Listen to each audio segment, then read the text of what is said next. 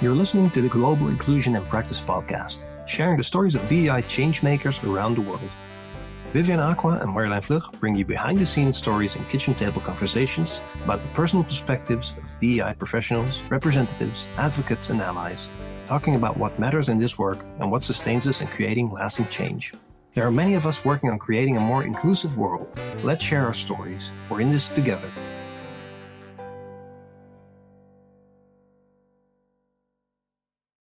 Hi, everyone. As we draw the curtain on the first season of the Global Inclusion in Practice podcast, it's time to hit the pause button and look back at the journey we have embarked together. This season has been an enlightening dive into many experiences of diversity, equity, and inclusion changemakers around the globe. Yeah, we've had the privilege to engage with thought leaders and inspiring individuals who are making a difference, each bringing unique insights and perspectives to the global experience of being a DEI changemaker. As we wrap up season one, we're taking this opportunity to revisit some of those thought provoking conversations we've had, stories that were shared, and reflect on our enlightening conversations and think about how we can stay sane in this work and connect more deeply with each other. I love that, Marjolijn. We need to stay sane, especially with what's happening as of late and as of last year as well. So join us as we delve into a reflective review of the first season and set the stage for the exciting journey ahead in season number 2. Yep. Well, what I realized is that in our first episode, I didn't introduce myself fully, and I should. My name is Marjolijn Vlug. I am a straight, white, middle class, university educated as the first in my family, and vocationally educated as well. Cisgender, non disabled, slightly neurodivergent, right handed, Dutch woman. And my pronouns are she, her. And I am Vivian Acquah. I am straight, black, middle class, cisgender, dealing at the moment with a temporary disability, neurodivergent, Ghanaian roots, born in the Netherlands, love spicy food, and my pronouns are she and her. Yes. Hello, Vivian. Hi, Marjolijn. I'm wondering, how has producing, hosting this podcast influenced your perspective on diversity, equity, and inclusion? I'm thinking about Marcia Goddard, Dr. Marcia Goddard, our first guest speaker, and she talks about neuroscience. And the way that I've seen the conversation that we had so far is it's stretching my brain. It's making my brain neuroplastic, right? Making my brain stretching and stretching because of the valuable insights that our guest speakers have shared, which at times they really made it hard for myself to host because I was fanning while they were talking, while they were sharing their perspectives. And I thought, wow, if I never had this moment to have a conversation with them, I would never known or would have known at a later stage. So I feel like we are getting a sneak peek behind the individuals, behind the change makers and how they got there. What's it like for you, Marjolijn? Well, yeah, like you, I mean, this has been a wonderful opportunity for us to have these conversations with these beautiful people. And everyone's so different. Everyone's bringing their own personalities, perspectives, skills, and talents to making changes in DEI through DEI. And it's just really lovely to connect to these people, these human beings. And that's why we invited these people, because we really wanted their stories to connect with you too, as you listeners. We really wanted that for you. So I'm so glad that we get to offer this and share this. I'm glad that you challenged me or invited me to do this initiative together with you, right? So I'm also curious about how do you see the conversations around the global inclusion evolving in the future? Well, there's a lot going on in the DEI landscape, as you know. There's, there's new developments every week. There's pushes forward. There's backlash. There's discussions. There's, it goes into different corners. There's budgets going up and then down again. There's books being banned and new regulations and laws coming in. There's new laws coming in, in both directions, in pushing DEI forward and drawing it back. There's new words that are being used. There are words that are getting new definitions. And what I wish really for the conversation around global inclusion to evolve is that we connect with each other even more. That's one, human to human, finding more community, sharing more, and that we focus on connection in the sense of listening to other people and thinking, hey, what's going on with them? Rather than being triggered and calling out all the shoulds and shouldn'ts and mustn'ts and musts and this is really bad, I'm calling it out. Yes, things do need to be named. And what I would wish for the conversation to be is, hey, you're working in DEI. This is what I believe could be even better. Let's talk about that, rather than this is what's going horribly wrong. And continuously seeing ways forward and finding that. And whenever you feel deflated, to think, oh, I'm just deflated, I'm cranky about this, and let's recharge and find community for that, because you're a human being and it's okay when you sometimes, hopefully not all of the time, feel down about it. And I really wish for that to be more in this conversation. Sometimes maybe better offline or backstage, in the sense of, not in full view on social media, because social media can be very toxic for this as well.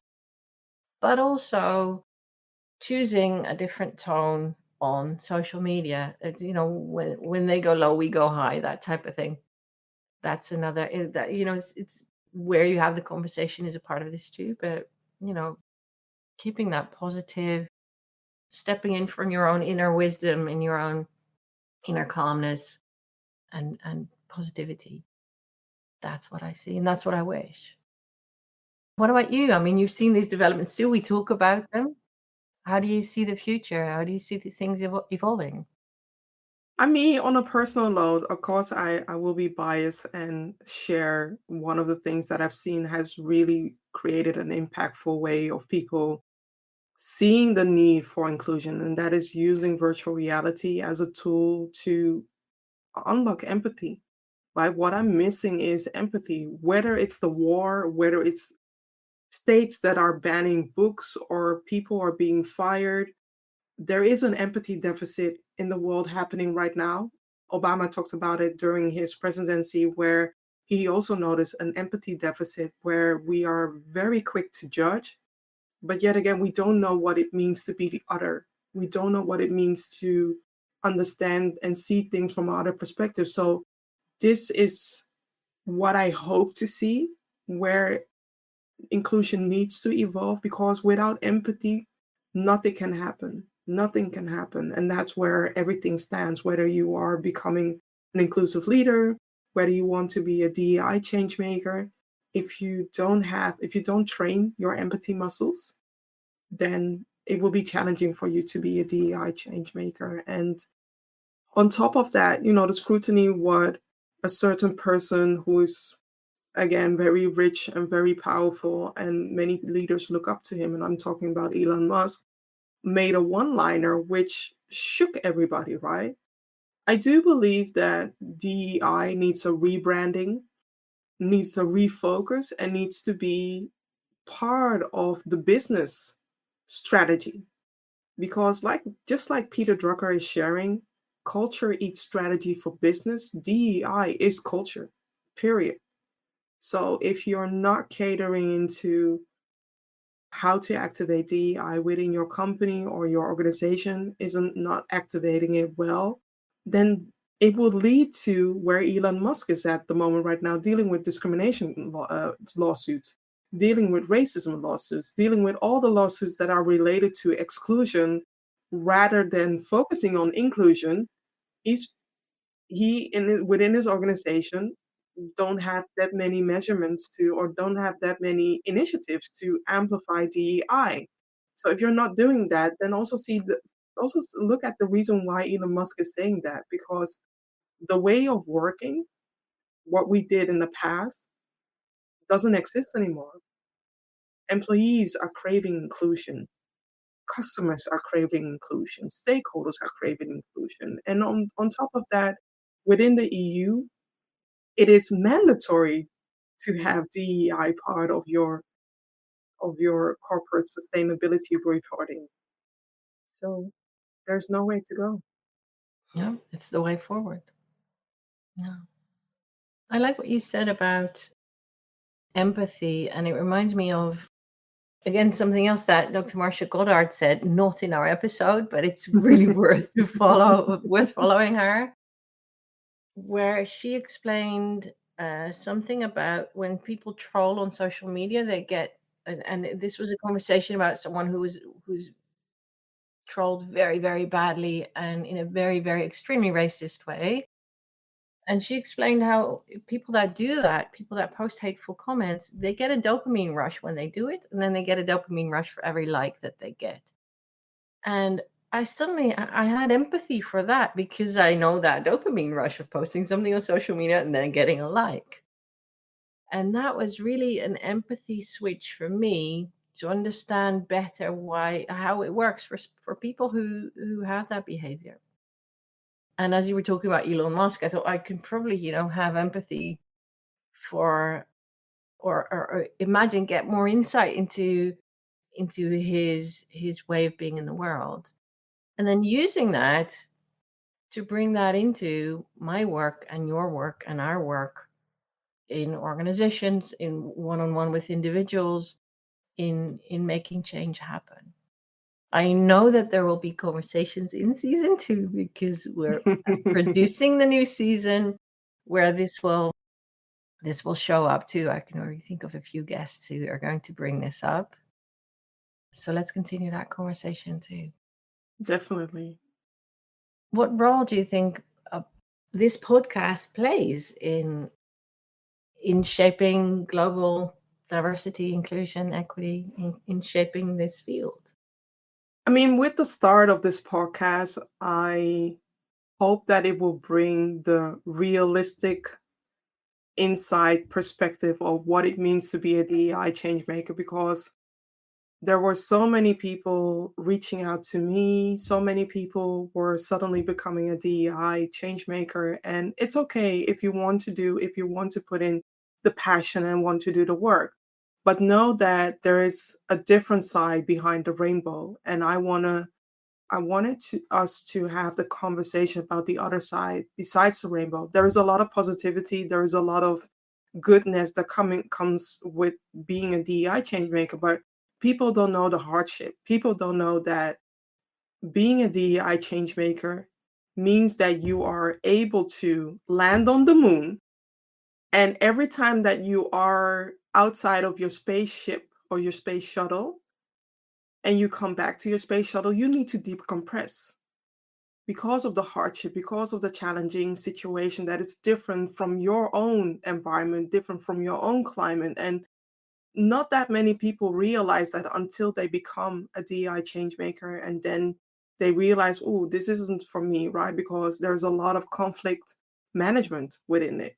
There's a lot of dealing with the difficult conversations as well. There's a lot of dealing with those who are not ready to embrace inclusion and are trying to bring up, let's say, imaginative things to not invest in DEI. And you have to be ready. You have to have your muscle, your stamina, your confidence at a certain level to be ready to have conversations that are building you up, but also you as a DEI change maker. I know that you're human. I'm human. Marjolijn is human. And we cannot always neutralize our emotions, but still within this stage, within this role, it's important to not only serve those that are pro inclusion, but also to hear out those who are against it, because you need to find out why they are against it. Maybe there is a fear underlaying that they don't know what the true meaning is of inclusion. A lot of people think that DEI is about replacing the other group for another group. No, DEI in my vocabulary is making space for everybody to be themselves. That's it. Making space for all. What I appreciate about I appreciate a lot about what you just said, and one thing I want to highlight is that decompressing, and that decompressing after intense situations, after encountering resistance and pushback, and holding space for people, and holding that empathy, for example. That decompressing is part of the work, part of the job. It's not something that you are expected to step over and skip. It's not something that you're expected to suck up. It can be something that you want to create a strategy and a way for to process. It's a And that must is to that is do part that. of your professional setup.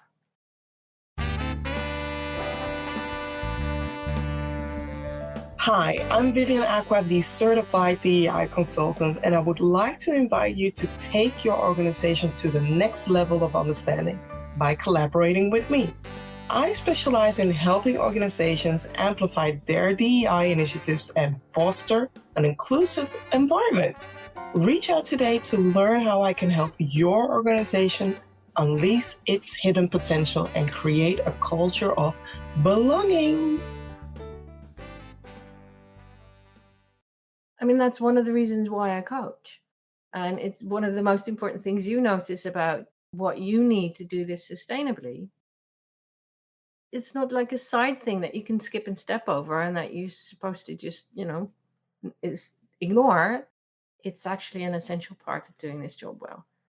If you're a professional athlete, recovery, taking care of yourself, eating healthy, resting after a very intense marathon is part of your program. It's part of what you do professionally. It's not something you do at home. I mean, eating healthy, yes, but it's part of your program. It's part of your strategy. And so it's the same for DEI Changemaker.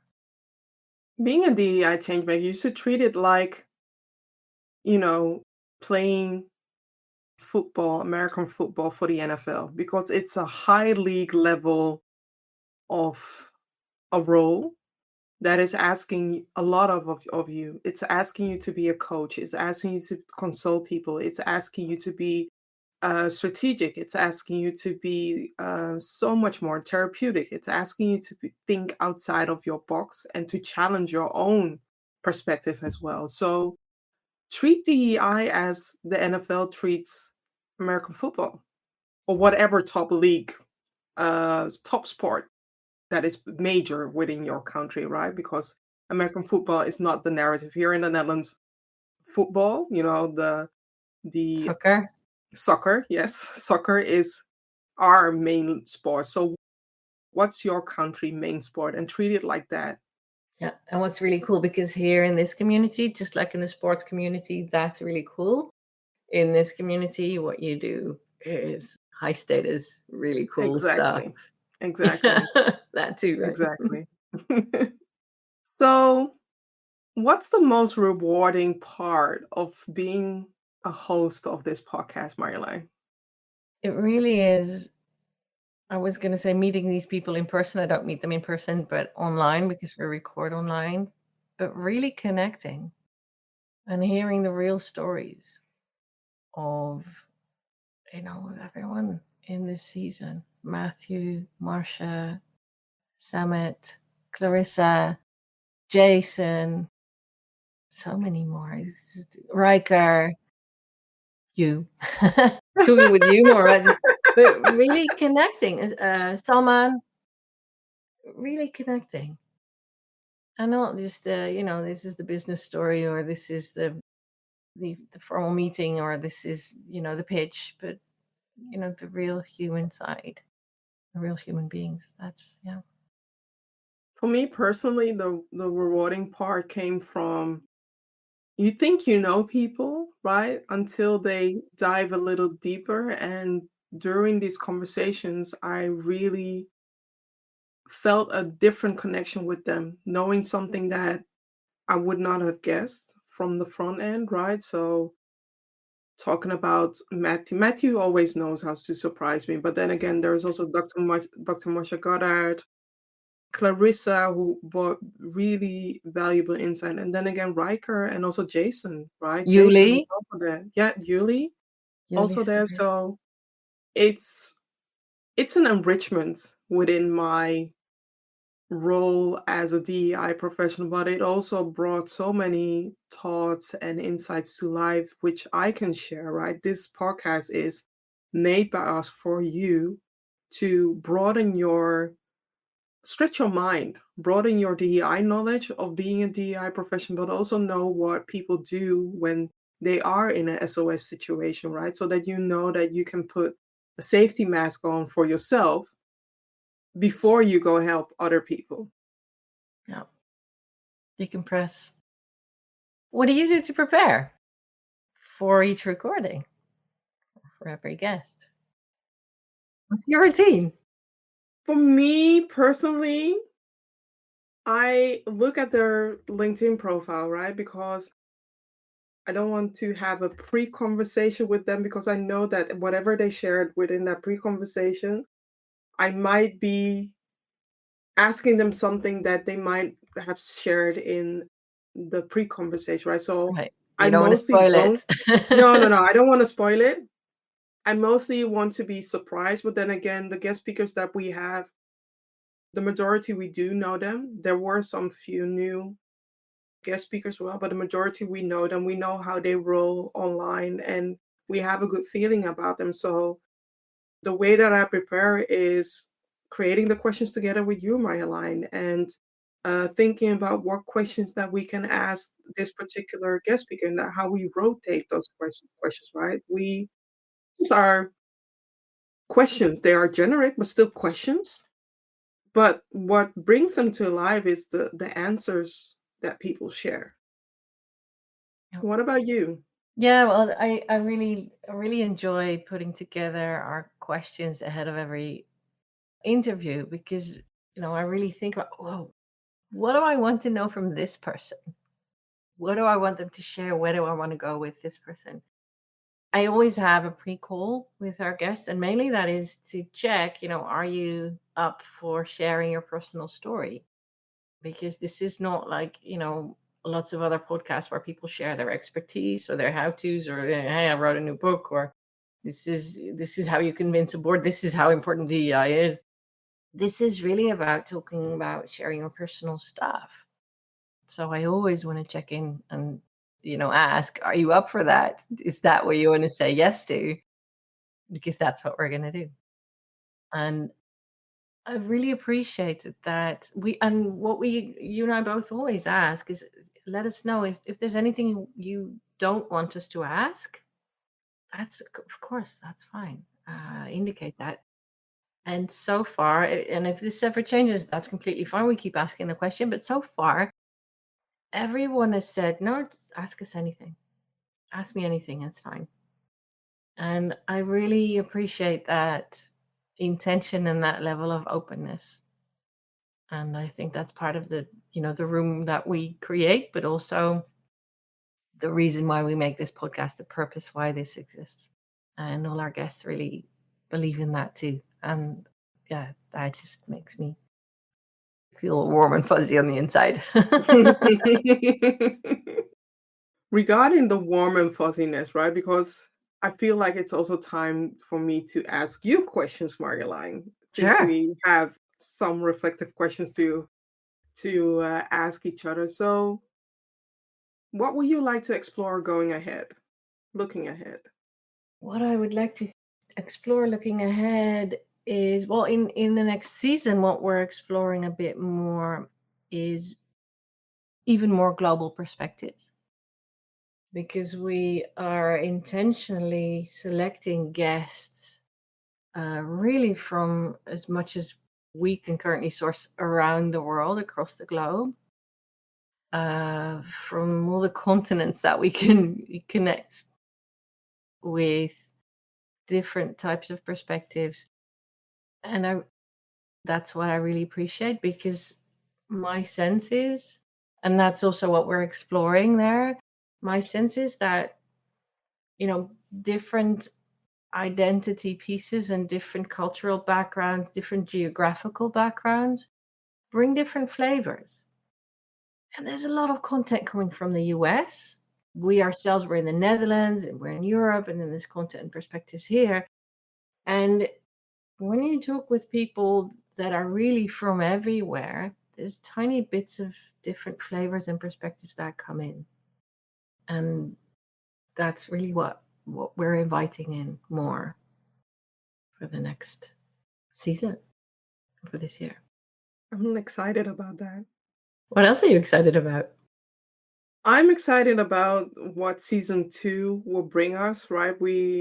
Just like you said, we are asking more individuals, more change makers who are living on other sides of the globe that bring their insights. But also, I'm eager to learn more. Many of you may notice, or if you don't know, I broke my ankle around May last year, which has deepened my perspective on disability inclusion and what needs to be done and what is lacking in the world when it comes to disability. So, for this season, we have also invited a few other guest speakers that are experts on that DEI perspective, and we'll ask them the necessary questions about what's like for you to be a disability inclusion, right? So I'm looking forward to learn more and for them to broaden my perspective as well. Yeah. And in terms of your perspective, what makes doing DEI work rewarding for you? It's rewarding when I'm able to tap into people, their intrinsic motivation, and people really seeing what's in it for me. Because it's great for the company, great for the team, but what's in it for me? And I am noticing that many companies fall short in sharing the perspective of what's in it for the employee, what's in it for the team, and what's in it for the organization. What's A lot has been shared, when you go to McKinsey or go to HBR, Harvard Business Review, by the way, there's a lot of statistics being shared about the benefits for the organization, but not so much about the benefits for the individual. Why should I care? Why should I move the needle forward when things are okay for me at the moment right now, right? And we want to make sure that we are including everybody to partake in this journey so that inclusion is equitable for everybody. Completely agree. What is your biggest wish? Well, apart from world peace and like the really big stuff, there's a personal wish and there's a professional wish. And of course, they overlap because what I do professionally is very much connected to me personally. My professional wish for DEI changemakers and aspiring DEI changemakers is more awareness of the value of your support system. And I recently saw someone split that up in there's your internal support system, how you talk with yourself, how you view yourself, how you support yourself. Then there's your direct support system, which is your friends, your family, your first line pick me ups and connections. And then there's your wider support system, which can be professional, which can be co-workers, which can be a professional network, and coaching. And coaching is something that is people are aware of, who are either high level managers because they can get a coach and they know how much it supports them in doing their work properly and professionally, strongly, with better results, but also very much more aligned with what they want to create in the world. And then there's life coaching where it gets super fluffy and just about feeling better. And I believe that both of those things you can have. It's both the professional success and the feeling better about yourself and what you're doing in your life. And that is what coaching contributes to that support system. And my wish is that more people realize that and make use of what they need. Because support systems are excellent in, when you're doing hard work like this, valuable work.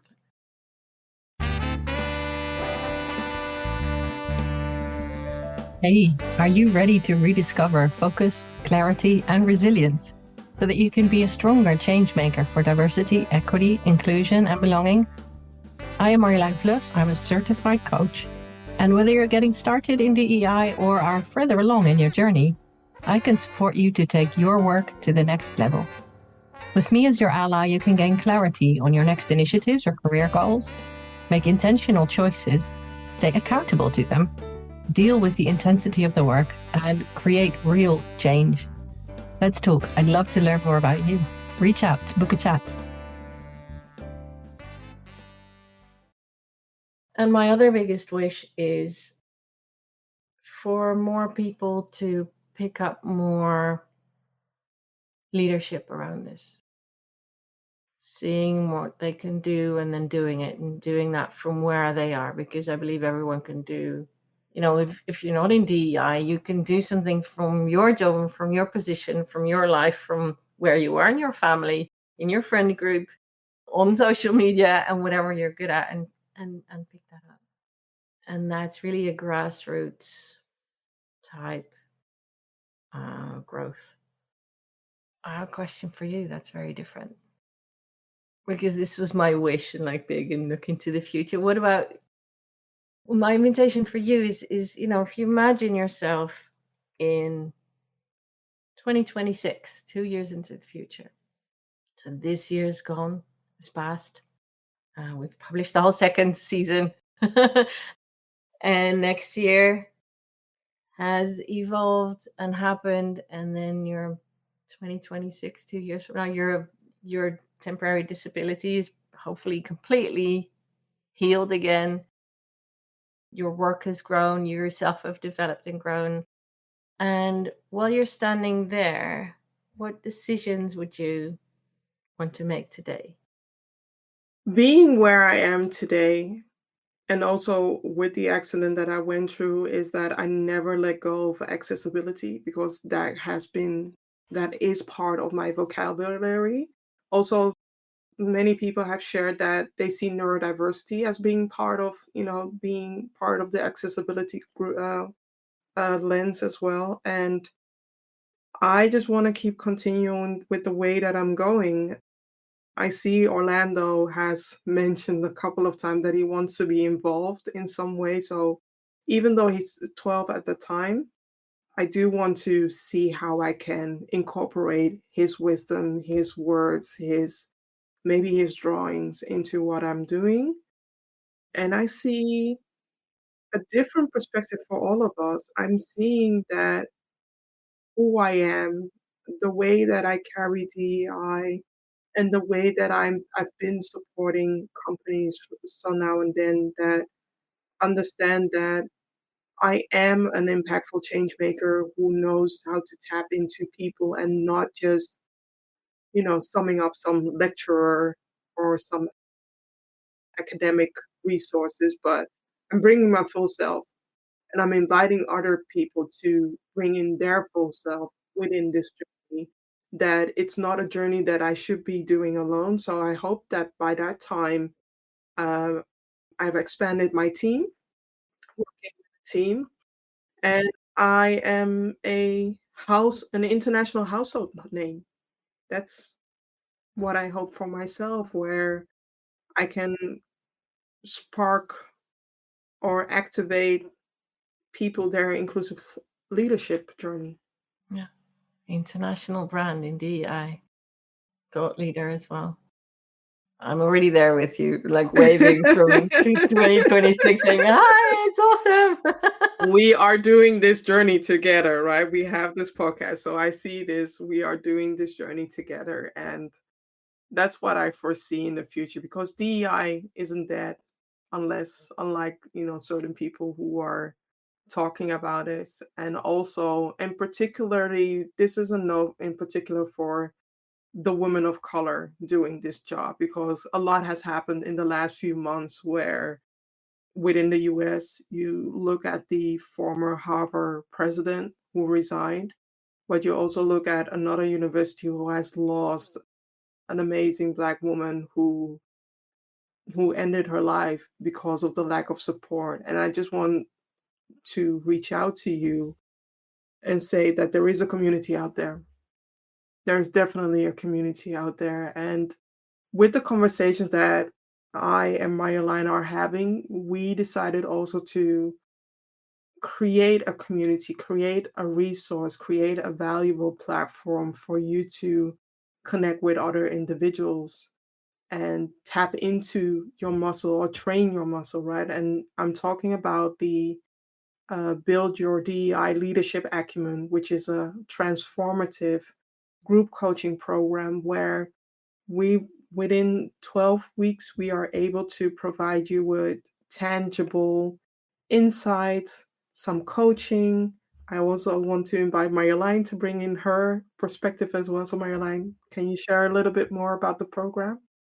Yeah, so it's a beautiful combination of knowledge and insights and experience and expertise in how to do DEI work and do it strongly, do it as a leader, and coaching around your individual form of personal leadership. What does that mean to you as a person? What's inside you on your belly button, in your toes, that you connect with, and why you do this, how you do it, what makes you do it, what makes you keep doing it, what do you want to create in this world? So it's that combination that we offer in a group in across 12 weeks with calls with the group every other week. By now, if you've listened to these episodes, you know sort of the type of room we decorate and the atmosphere that we set up and the way we moderate this. This is what we'll offer. If this is something that you feel, ooh, interesting, ooh, excited, that's something I want, and support your own DEI leadership, your personal leadership, then get in touch. We will put a link in the show notes about this. Reach out to us. We are currently developing this and also currently planning this, and we can keep you posted because this is coming up over the next months. And this will support DEI changemakers. That's why we do it. Yeah. You'll get access to us, two amazing women who have different perspective, also two coaches who have different perspective. And we want to make sure that we are creating a space and creating an environment where you feel like you can lead, you can build your DEI muscles and be the next thought leader or be the strategic business partner that you can be for leaders when it comes to DEI. That's what we hope and want to do with this group coaching where I'll bring some spice, Marjolijn will bring her spice, and together with different DEI changemaker, they are bringing their own spices. And for every time that we are leading a group, we are creating a magical and unique recipe together. For sure. Yeah. Oh, you're making me hungry again. That always happens. You know that's an effect of talking to you, right? Next up, an episode about carrot cake. Yes, Just kidding. exactly. Thank you for Exactly. this. So, yeah. Mm-hmm. what is one thing that we haven't talked about that really needs to be in this episode? I don't know because I'm looking forward to the upcoming season. But then again, with this episode, I feel like we are just scratching the surface when it comes to talking to the different DEI changemakers. And I'm looking forward to future seasons, right? So looking forward to the conversation that we are having, eager to learn where I stand at the end of the year, of the end of season 2. And we'll see from there on, because I also would like it to be a surprise, right? Life is already a roller coaster, and let's not make it complex. Yeah, let's dance with what shows up. I'm really looking forward to this. People could see your smile. Audio only. Sorry, but it's here. Then I'll see you in the next one. We'll see each other in the next one. Bye, everybody. Bye. Thank you for listening. You're warmly invited to pause for a moment and think about what stood out to you from this conversation. Please share this episode with others to inspire them too. Make sure to subscribe to our Substack channel. We'll be back soon with more episodes. Be well, take care, and stay connected.